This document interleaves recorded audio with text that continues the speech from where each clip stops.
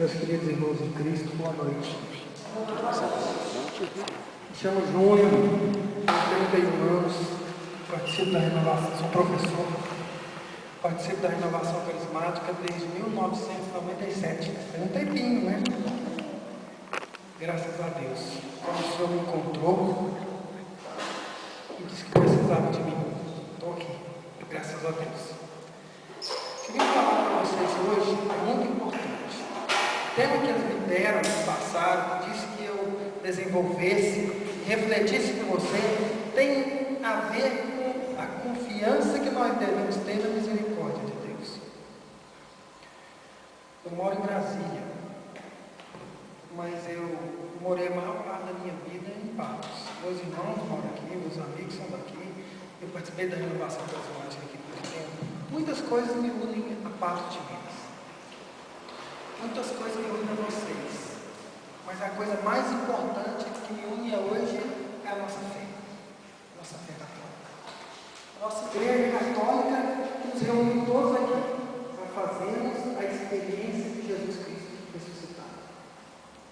E é isso que nós precisamos. Quando nós olhamos a história de salvação e acompanhamos o caminho, o trajeto que Deus fez para se revelar a cada um de nós e a todos nós, até culminarmos em Cristo, Ele foi se revelando, foi se mostrando e foi demonstrando como Ele é. Quando nós olhamos o Antigo Testamento, nós temos algumas manifestações de Deus. Nós observamos um Deus poderoso, um Deus forte. A Bíblia narra que Deus criou tudo do nada. E isso é muito importante. Porque Deus é o único capaz de criar do nada. Sem matéria-prima. Do grego tem uma expressão para isso, bara. Deus cria do nada. Ele chama a vida do nada. Mas a eu e você, ao homem e a sua descendência, Ele quis dar uma imagem melhor disso. A Bíblia narra que Ele fez do barro, moldou e soprou-lhe nas narinas para que ele adquirisse vida. E o homem tornou-se um ser vivente. E a Bíblia diz uma coisa linda e maravilhosa. Ela diz que Deus criou o homem à sua imagem e semelhança. Isso é muito bonito. Deus fez do homem sua suprema criação. Eu e você. Quando nós olhamos uns para os outros, nós olhamos uma reflexão de Deus. E a história da salvação vai levando a gente a conhecer esse Deus. Os profetas nos falam, os livros da Bíblia vão nos contando, os livros históricos da Bíblia vão contando as ações de Deus e a gente vai começando a perceber como é esse nosso Deus. Quero ler com vocês um versículo para exprimir isso um pouco. Capítulo 3 do livro do Êxodo, versículo 7.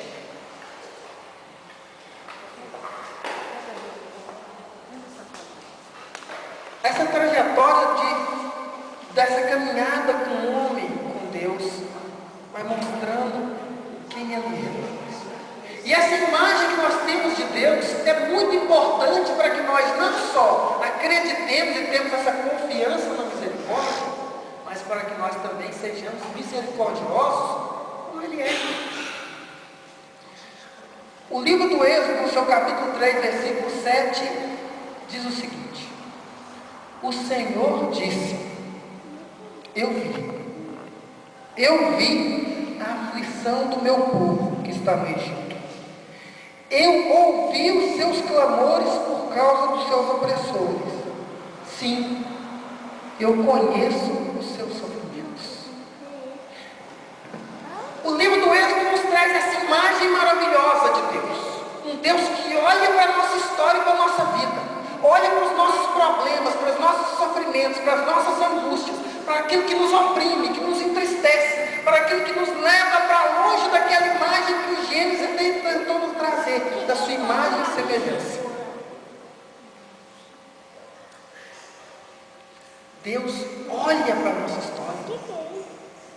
Ele vê os nossos sofrimentos.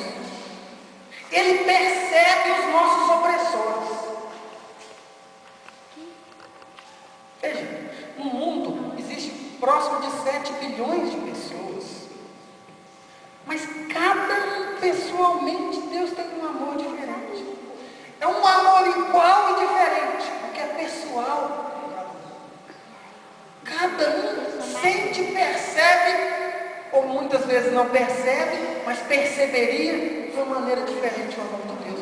Porque ele tem essa preocupação, essa atenção. Olha, o livro do Pequeno Príncipe, quem tiver a oportunidade de ler, ele é muito bonito. Em uma parte, o autor, que é do francês, Exupéry, diz assim: o tempo que você gastou com a sua rosa, que fez dela tão importante. Deus gasta o seu tempo conosco, e é isso que faz de nós tão importante. Veja, ele olha o nosso sofrimento, ele não se esqueceu de nós, mesmo nos momentos mais difíceis, mesmo nos momentos que parece que nós estamos sozinhos. Na verdade, versículo 8: e eu desci para livrá-los da mão dos egípcios e para fazê-los subir do Egito para uma terra que mana leite e mel, onde habitam os cananeus, os heteus, os amorreus, os ferezeus, os heveus e os jebuseus. Deus olha o nosso sofrimento, escuta os nossos clamores e age para que isso se transforme. Não é maravilhoso ter um Deus desse jeito? Não é maravilhoso olhar para esse nosso Deus e compreender que Ele é assim? Isso não nos deixa mais tranquilos, nos faz sentir mais amados. E mais amados, nós também temos com Ele uma relação diferente. Meus irmãos em Cristo, não quero que fique isso obscuro. A maneira como você enxerga Deus determina exatamente a maneira como você tem a sua vida comunitária. E é muito importante olhar para Deus com os olhos banhados pela ação do Espírito, curados pela ação do Espírito, lavados pela ação do Espírito, que Ele trará para nós a imagem correta de Deus. E essa imagem correta de Deus é que determinará essa confiança na sua misericórdia. Meus queridos irmãos em Cristo, continuando essa reflexão, e como o nosso tempo não é muito, inclusive vocês têm que me informar o tempo para que acabar, porque eu estou sem relógio, eu quero chegar no fundo, no auge da imagem que foi passada para nós de Deus. Veja, quando Jesus chegou à terra, existia uma certa dificuldade de explicar para nós o que era o reino de Deus. É difícil compreender o reino de Deus. Bom, o apóstolo Paulo diz assim que nenhum dos olhos viram e nenhum ouvido ouviu aquilo que Deus tem guardado para os seus eleitos. Um dos santos doutores tem uma expressão para o céu maravilhosa. Ele diz assim: é uma delícia sempre nova, instante a cada instante, para a eternidade. Amém. Uma delícia sempre nova. Coisa que a gente nunca vai enjoar, porque cada instante é uma delícia nova. É um prazer novo, é uma alegria nova. Instante a cada instante, para a eternidade. Amém. Jesus veio trazer para nós essa imagem do reino, mas nós não éramos capazes de compreender. Então ele usava o quê? Parábola. Ele começava a falar: olha, o reino de Deus parece com um semeador, e contava uma história. Quer dizer, o reino de Deus não é um semeador, mas tem alguma coisa que dá para semear, não é? O reino de Deus, você fala, é como um ladrão. Mas o reino de Deus não é um ladrão. Mas em alguma coisa, a ação de um ladrão pode trazer a nós a ideia do que é o reino de Deus. Vocês compreendem isso? Se você olha para uma coisa, você faz aquilo que a gente chama de analogia. Quer dizer, olha, isso aqui parece. Não é verdade? Criança a gente não precisa usar muita analogia, né?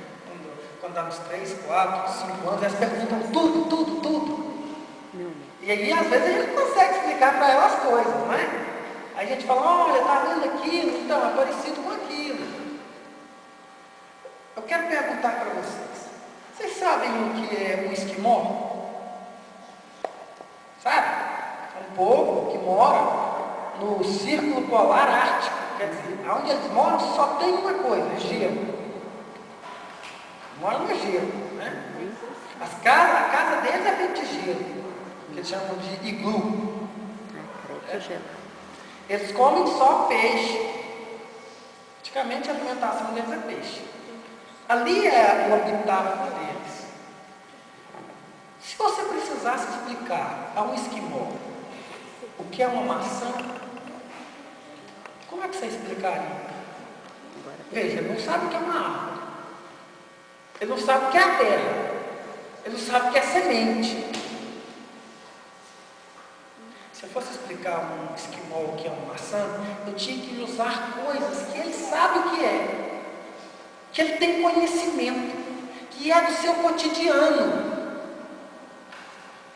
Eu explicaria assim, olha, esquimó, uma maçã é uma coisa que por fora parece um coração de foca e por dentro parece a neve branquinha. Mas uma maçã é isso? Não. Mas para ele daria uma boa ideia, não é verdade? Nós não sabemos muito bem o que é o reino de Deus. Sabemos que é maravilhoso. Mas Jesus quis trazer a nós, através de algumas coisas que nós conhecíamos, aquilo que era o reino de Deus. Quando ele quis trazer a imagem de Deus, Filipe pediu para ele, Jesus, mostra-nos o Pai. Ele fala, estou com vocês há tanto tempo e vocês não sabem? O Papa João Paulo II consagrou uma expressão que depois um cantor católico colocou uma música. Ele diz que Jesus é o rosto divino do homem e, ao mesmo tempo, é o rosto humano de Deus. Jesus é a imagem de Deus. E ele quis fazer e trazer a nós essa ideia de Deus, para que nós pudéssemos confiar na misericórdia. E esse texto que eu vou ler com vocês traz essa ideia de uma pessoa que, porque conhecia quem era Deus, confiava na sua misericórdia. Lucas capítulo 15, versículo 11. Peguem comigo. Lucas capítulo 15, versículo 11. É a imagem de Deus que nós precisamos aprender a carregar. E mais do que isso, que seja impregnado no nosso coração e na nossa alma. Porque assim nós poderemos viver essa misericórdia, essa confiança na misericórdia. Parábola do filho pródigo. Já tem Bíblias, traduções de Bíblias, que mudaram esse título, né? Tem Bíblia, eu acho que a Bíblia da CNBB, acho que o título, se não me engano, é A Parábola dos Dois Filhos Perdidos. É isso? Assim Jesus narra a história do filho pródigo. Disse também, um homem tinha 2 filhos. O mais moço disse ao pai, meu pai. Como é que o mais moço chamou o pai? Meu pai. Esse filho tinha plena consciência de quem era. Meu pai. Dá-me a parte da herança que me toca. Quando é que a gente recebe herança? Quando os pais morrem. Quando os pais morrem. Esse filho sepultou o pai. Ele cortou o laço de maneira sepultou o Deus da vida dele. Que a imagem de Deus aqui é a imagem do Pai. O Pai então repartiu entre eles os haveres. Quem é que recebeu a herança? Foi só o filho que pediu a herança? O outro também recebeu. Está vendo? Depois ele vai reclamar lá na frente, mas ele ganhou a parte dele. Poucos dias depois, ajuntando tudo que lhe pertencia, partiu o filho mais moço para um país muito distante. Olha o que aconteceu com esse filho. Ele cortou a relação com o pai de tal forma. Ele cortou a comunicação. Ele se distanciou. E não existia celular naquele tempo. Não existia internet. Quer dizer, ele se distanciou de uma forma que ele não tinha nenhuma comunicação com Deus. Com o Pai, desculpa. A gente às vezes não se sente assim. A gente às vezes não se sente distante dessa maneira. Às vezes parece que a gente consegue falar com Deus, mas não consegue falar conosco. A gente sentia assim. Mas por atitude de Deus, por atitude nossa, nós pedimos aquilo que pensamos ser nosso. Nós recolhemos aquilo que nós pensamos ser nosso. E nós partimos para longe.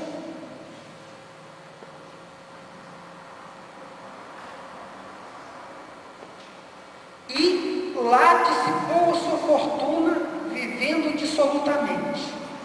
Depois de ter esbanjado tudo, veja, olha, ele já tinha perdido muito, mas ele não percebeu que as coisas iam de mal a pior, não. Ele estava vendo que estava tendo fome na região, mas ele não quis voltar antes assim, não.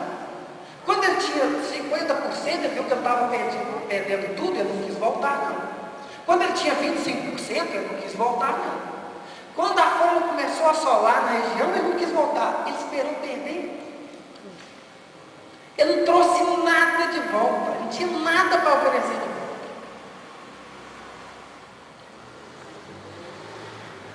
Depois de ter esbanjado tudo, sobreveio àquela região uma grande fome e ele começou a passar penúrias. Uma pessoa que era rica, que tinha tudo, começou a sentir que era não ter nada. Longe de Deus, mesmo que você tenha tudo, você não tem nada. Longe de Deus, você pode ser a pessoa mais rica do mundo, mas você é a pessoa mais pobre de todas. Sem essa comunicação com Deus, por tudo que você tem, você não tem nada, se você não tem a Deus. Foi pôr-se a serviço de um dos habitantes daquela região, que o mandou para o seu campo guardar os porcos. Desejava ele fartar-se das vagens que os porcos comiam, mas ninguém lhe dava. E nós não conhecemos irmãos nossos assim. E nós talvez muitas vezes não também estivemos assim. Mas tivemos em tal situação degradante de pecado, que é como se a gente vivesse como porcos. Não existe situações assim. Nós não vemos isso por aí. Olha, a gente vê nas grandes cidades, as cracolândias, a gente vê gente jogada. A gente vê pessoas humanas deixadas na sarjeta, passando fome, morrendo de fome, passando frio nas ruas. Não é assim que a gente vê. Eu estou falando mentira. Lá em Brasília, esses dias, uma coisa que eu achei interessantíssima. Eu estava passando na rua e no mesmo foco eu vi um ser humano sem roupa e um cachorro vestido de roupa. É verdade. Brincadeira. Não é assim que a gente está agindo. Com todo respeito, eu não gosto de cachorro, para falar a verdade. Mas não é que eu não gosto de cachorro. Se uma pessoa ficar latindo comigo, me soltando pelo e lambendo meu pé, eu não vou gastar dessa pessoa também não, vocês podem ter certeza, sabe? Mas a gente está tendo uma relação tão deturpada com o ser humano, ele nos amedronta. A gente fica tão cismado com ele, que as pessoas começaram a tratar os cachorros melhor que os próprios seres humanos. E isso é a verdade.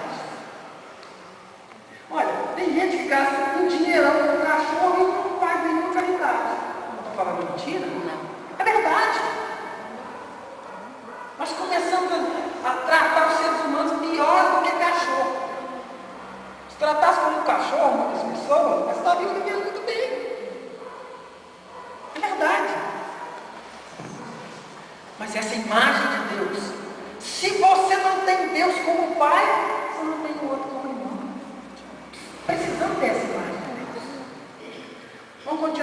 quando terminar, só eu passo o meu horário.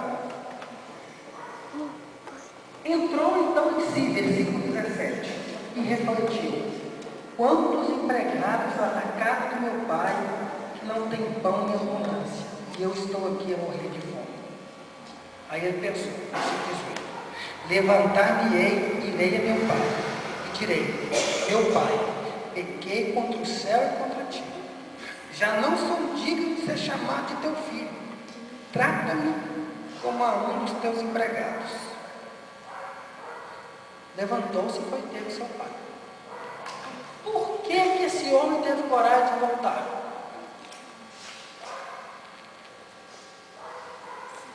Primeiro, ele conhecia o seu pai.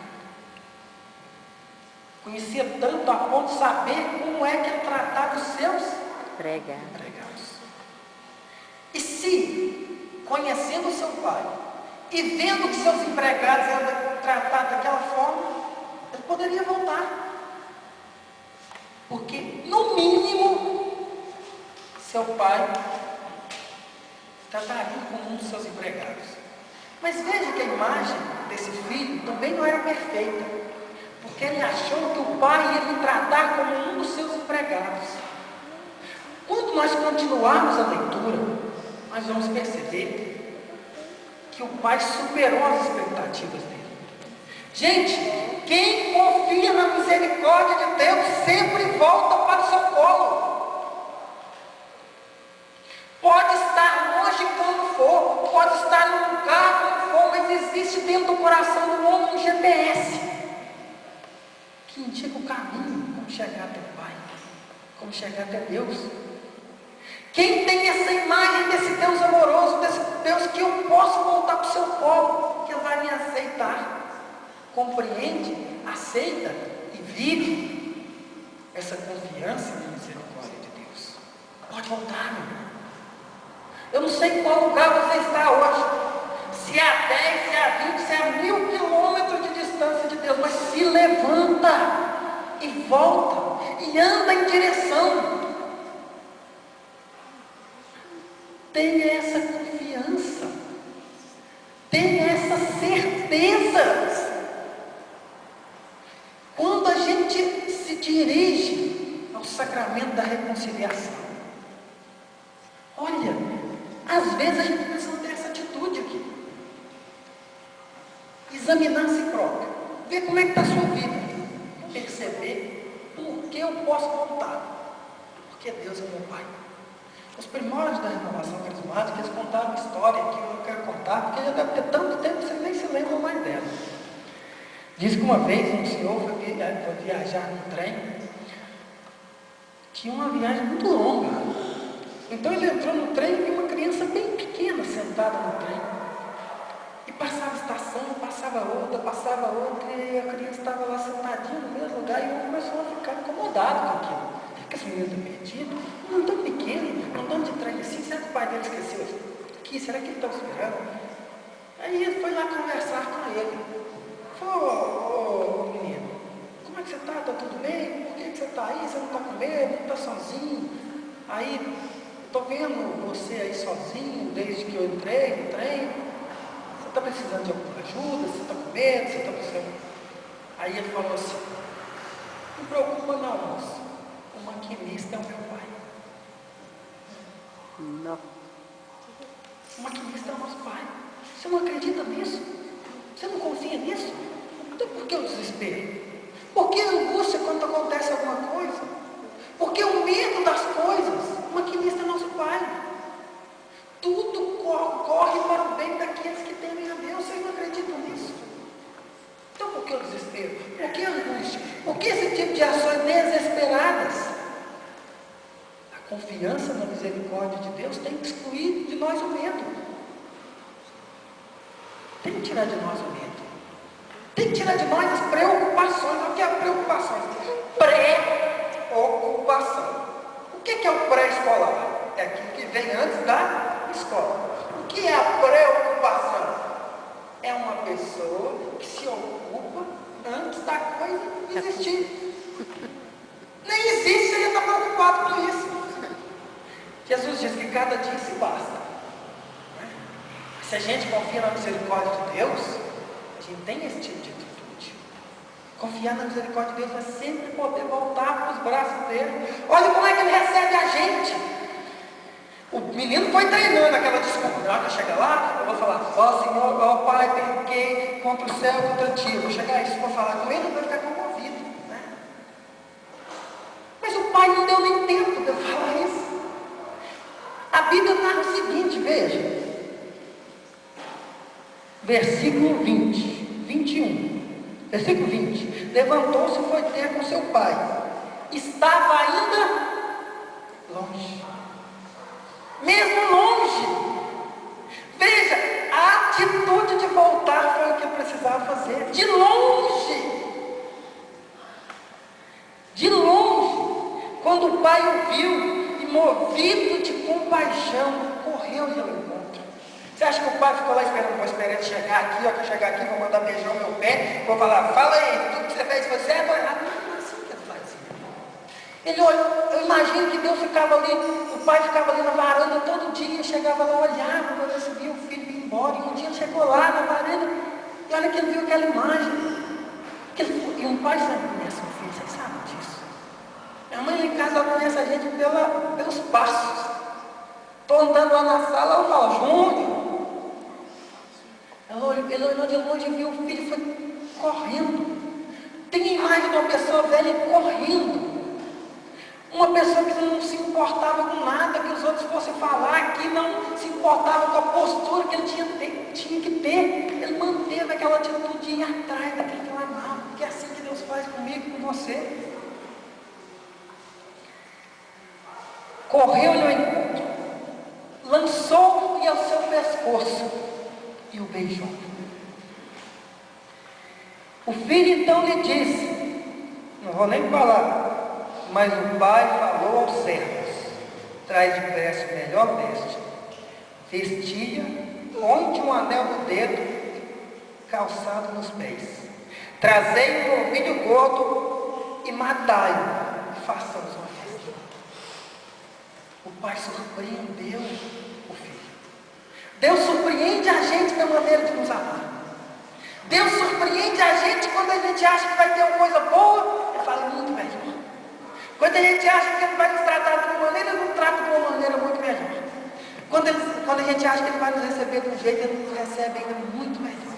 Ele nos abraça, Ele nos beija quando nós não merecíamos.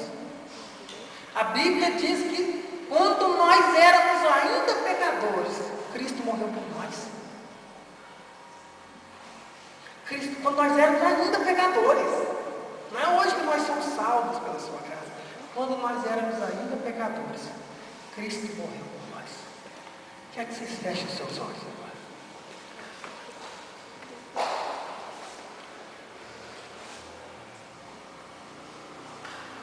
Quer que vocês, nesse momento, se concentrem nessa experiência de Deus. Qual a imagem que você tem de Deus hoje? O ser humano é tão mutável que a gente muda essa imagem que a gente tem de Deus. Às vezes, nós temos uma imagem de Deus que é paz, mas às vezes nós podemos ter uma imagem de Deus que é castigador. Às vezes nós temos uma imagem de Deus distante. Às vezes nós temos uma imagem de Deus exigente. Mas hoje, meus queridos irmãos, eu quero que você faça a experiência, tente fazer a experiência de Deus amoroso. Se você não tem uma boa imagem de Pai, que o Senhor possa curar hoje aqui, tirar do seu coração toda a imagem negativa que você tem de Pai, para que você possa também construir dentro de você essa imagem positiva de Deus.